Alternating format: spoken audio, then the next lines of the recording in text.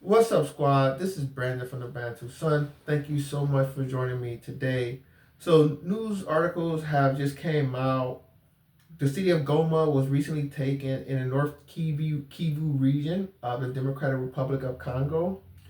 Now, the Democratic Republic of Congo is a very, very interesting place.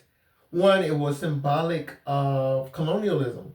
Um, Due to the grave abuses enacted upon its people due to the search and procurement of its resources, primarily at that time were rubber, but this is were the places where people were maimed for not working hard, etc. It was also symbolic of the darkness being the unknown of Africa. Remember, Africa, the struggle for Africa really didn't occur, and the Berlin Conference didn't really occur to the late 19th century. This is the sunset of the colonial era, of the discovery age. This is one of the last places to be thoroughly understood by the world. And I don't want to use the word thoroughly. America had already had a civil war. This was the eve of World War One. Many things had happened already, but Africa still kind of remained this dark continent, this continent of the unknown, because it was so impenetrable, because of primarily because of geography.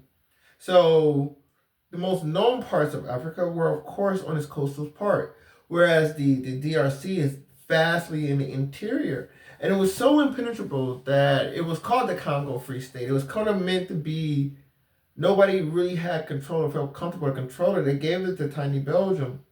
It was King Leopold's desire, but the it was really just the area. No operations really funded there. It was some companies trying to make money, but come to find out, this place is deep with resources. Deep with resources. Many people don't know the nuclear bombs, the uranium from the nuclear bombs, the material for the nuclear bombs that were dropped on Japan came from the Congo. So this place had phenomenal resource potential then and today. And it has going to go on a lot of issues. And I've done a video called How Rwanda Became British. And I was talking about how Rwanda had during the British Commonwealth.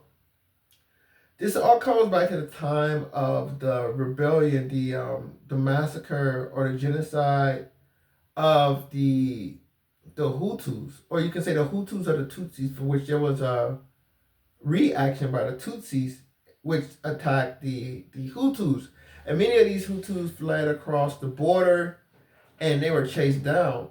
Eventually, the current president of Rwanda, Kagame, and his allies, Uganda being a major one, they invaded the Congo and they toppled what was considered one of the most corrupt. I don't want to say corrupt, but yeah, many people consider him the most corrupt. I'm not saying he was. I cannot validate that, but he was seen as the symbolic of the corruption of Africa. And President Mobutu, the person that took over after the assassination of President Lumumba. So there's been a series of wars and issues that the Congo, formerly called Zaire, that they've had with their neighbors. And in modern times, since the genocide that occurred within Rwanda, the Tutsis, I don't want to say the Tutsis, the Rwandans have had forces. There's been rebel forces, of course, on the east side of the country. The country is primarily operated out the west side, called in the capital city, Kinshasa, and it's a massively wide country, and federal authority isn't strong in the eastern region, and the eastern region border Rwanda.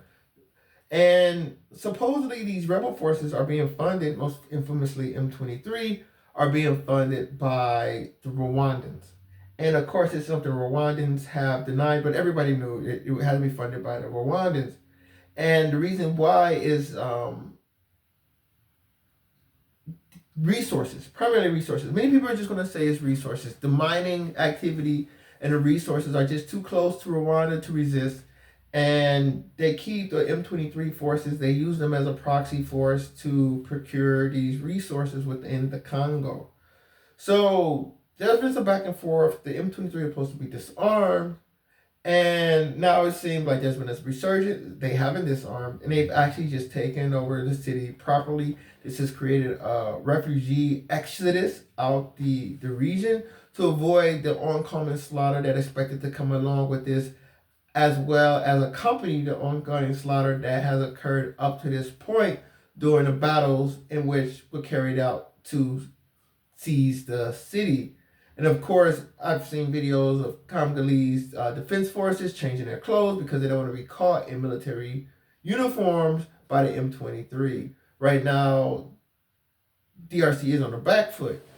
Now, this story is interesting for numerous reasons. I'm actually digging way deeper into this. I got some research projects going on. It's the reason why I haven't talked on it, because I really haven't gotten to the bottom of everything so far of who the real players is. It's obvious to see the icing on the cake, the top layer of what appears to go on, but I don't think it's a bunch of militiamen with a couple guns in Eastern Congo doing all. They're doing the acts, but they're not strategically at play. And it's, you have to wonder, why is the Congo, the DRC, so inept? So you're dealing with a country, let's say even if it is Rwanda, you're dealing with a country, Rwanda, with less than 15 million people, right? The DRC has over 100 million people. You're dealing with a country in Rwanda, which is like a 90th of the size of the DRC. DRC is considered probably the 11th biggest country in the world. Rwanda is considered like the size of Massachusetts or New Jersey. Like it's relatively small.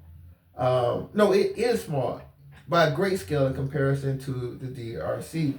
So the inability, the irony of it all is the inability of the DRC to govern itself or project itself in its regions. It's lack of integrity. Of course, I talk about my hardware and software of geopolitics. In my software, my number one software requirement is political unity. It don't matter how big you are if you can't exercise for it throughout your realm. And that's what we're seeing now. We're seeing the DRC being bullied, pleading to the UN. I can't think of any situation the UN has diffused or reversed, because the UN doesn't carry out military activity. But I can't think of any situation where this makes sense. The DRC is pleading to the world. The world don't care, unfortunately, but they don't. And this is why African leadership, this is why prudent leadership, this is why getting the proper people in office, and this is why culture matters. I always tell people are always upset with their politicians. I thoroughly believe your politician is a reflection of your country, right? They're a reflection of your country. If they weren't, they would be overthrown. That's just pure, blank, and simple. These leaders are your leaders. You know, this isn't like some empire way. Like in the old days, the European powers put like German princes ahead of like little countries and things like that. These are African leaders, and the oligarchs are comfortable with these African leaders in place. And the ineptitude is just absolutely ridiculous. And it's obviously the oligarchs aren't feeling pressure from the people for leadership. How you have a country the size of the DRC with the wealth of the DRC that isn't able to exercise authority throughout its realm, it blows my mind. I find it to be absolutely absurd. I've never been to the DRC to see the inner workings of the DRC, but talk about a sleeping giant. That's exactly what this country is. Rich in mineral resources, rich in energy, whether you talk about all the thousands of rivers, the hydropower, the waterfalls, some of the largest dams you could think of, whether you talk about the volcanoes and geothermal energy.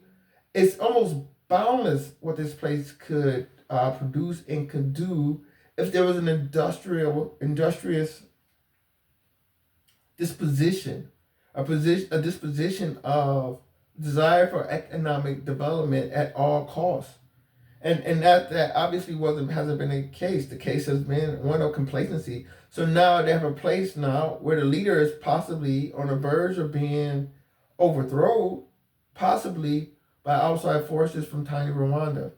Now things are evolving. Who knows? This could be an armistice, but even if it was an armistice or a ceasefire, and later today or tomorrow, the threat has still remained there, and that's the fact that the DRC government has an inability to control its borders, and that is foremost the importance of a national state.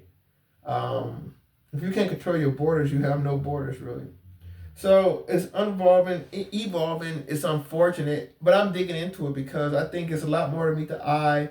Whether we're talking about why is the DRC so complacent, who's arming these different groups, um, and just a larger foreign influence, because it's got to be a foreign actor somewhere in this, because they're not making these weapons themselves down there, and these are strategic plays for minerals, and they're not manufacturing what these minerals are using down there. There's no massive industrial base in Rwanda nor the Congo, so they're exporting these goods somewhere in the world. So it's still more to come on that, but let me know your thoughts. Comment below. Like, share, subscribe if you enjoy the content. Until next time, take care. Bantu up.